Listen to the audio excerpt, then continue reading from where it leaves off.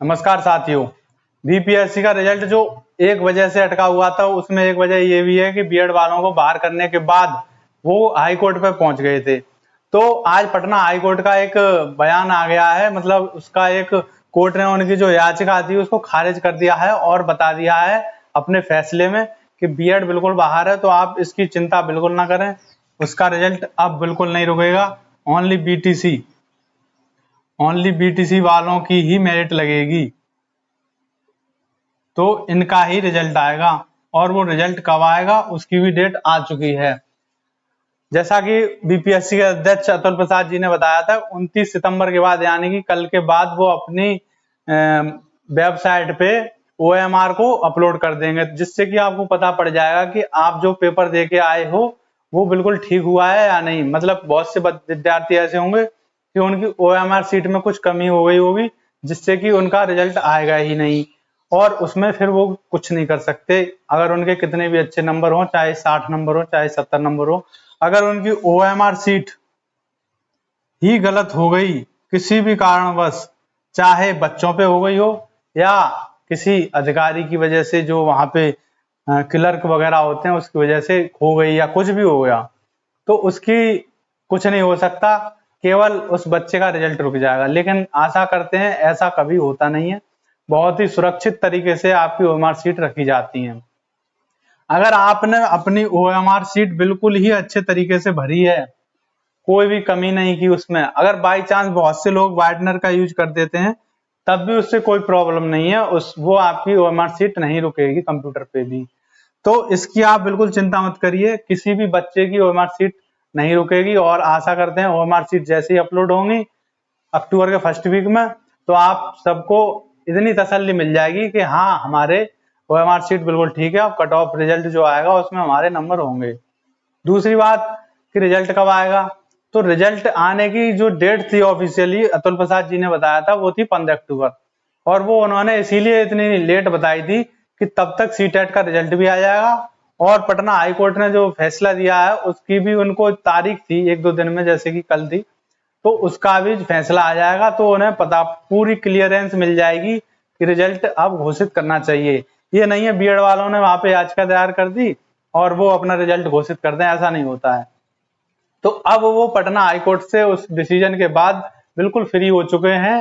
Supreme court का भी आदेश है, पटना हाई कोर्ट में जो रिट डाली उसका भी है। तो अब आपके रिजल्ट में कोई देरी नहीं है, रिजल्ट आने ही वाला है। इसकी डेट तो आपकी 15 अक्टूबर फिक्स है ही, लेकिन अब वो इससे पहले भी डाल सकते हैं, और उसकी प्रक्रिया आपकी 1 अक्टूबर से शुरू हो जाएगी।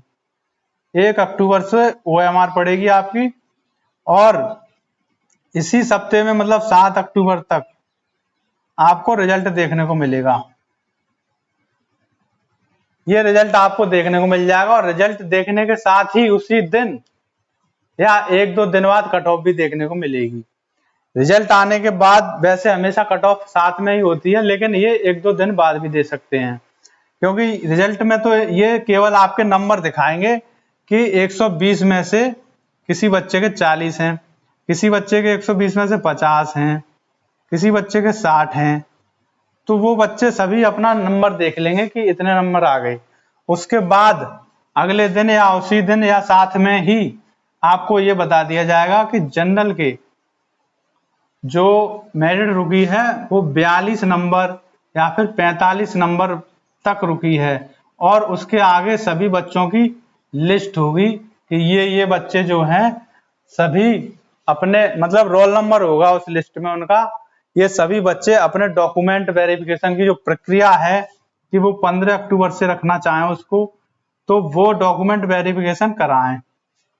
सभी बच्चों को डेट दे दी जाएगी, जिसका डॉक्यूमेंट वेरिफिकेशन पहले होगा उनके पास पहले सूचना मिलेगी, उनके एडमिट कार्ड डॉक्यूमेंट वेरिफिकेशन के तब जारी होंगे। तो उसी दिन मेरिट जारी हो सकती है, जिस दिन रिजल्ट आएगा उस दिन।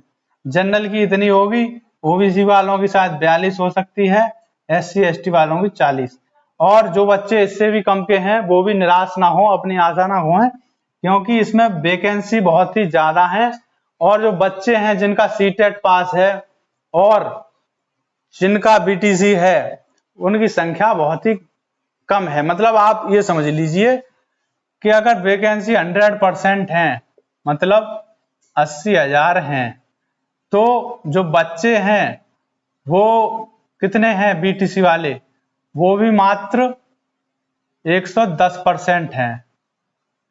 मात्र 10% ही बच्चे हैं ऐसे जो रह सकते हैं, वरना 100% पूरे बच्चे चले जाएंगे। इनकी जनसंख्या ही मतलब 80,000 हैं, तो करीब 1 लाख बच्चे ही ऐसे हैं जिनके पास बीटीसी प्लस सीटेट या फिर स्टेट टेट क्वालिफाई हैं। तो अब वो सारे बच्चे जिनके डॉक्यूमेंट क्लियर हैं और उनके पास ये वाली योग्यता है, उनके ये नंबर मैटर नहीं करेंगे, उन सभी का सिलेक्शन हो सकता है। अगर मैं ये कह दूं किसी बच्चे के 38 नंबर हैं और वो एससी या एसटी में आ रहा है या ईडब्ल्यूएस में, तो उसका सिलेक्शन भी पक्का हो सकता है, 35 नंबर वाले का भी। लेकिन इसके चांस थोड़े कम हैं, मतलब 50% चांस हैं इसके, लेकिन 45% वालों के तो 100% चांस हैं। इसीलिए ये वाले भी कोई आशा ना खोएं। अगर इनके जैसे मान लीजिए 45 ये मेरिट रुकने के बाद, डॉक्यूमेंट वेरिफिकेशन के बाद उनको केवल 70,000 बच्चे ही मिले, मान लीजिए सभी के डॉक्यूमेंट वेरिफिकेशन हो गए, मेरिट रुकी 45 पे, या फिर मेरिट रुक गई पहली बार में आपकी 48 पे, 48 पे मेरिट रुकी और 1,10,000 बच्चे बुलाए गए, इतने बच्चे बुला ली, डॉक्यूमेंट वेरिफिकेशन हो गया, 48 पे रुक गई मेरिट। ठीक है, अब इस मेरिट को रुकने के बाद जो फाइनल मेरिट लगेगी उसमें डॉक्यूमेंट वेरिफिकेशन जो जिन का कम हो गया, मान लीजिए 70 बच्चे ऐसे, 70,000 बच्चे ही ऐसे हुए जिनके पास सही डॉक्यूमेंट थे, तो आपके 10,000 पद खाली रह गए।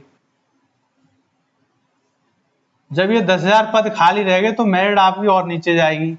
जब मेरिट नीचे जाएगी तो ये मेरिट जनरल की 42 पे आ सकती है और ईडब्ल्यूएस, एससी, एसटी इसकी भी नीचे आएगी, मतलब 38 तक, 35 तक ये आ सकती है।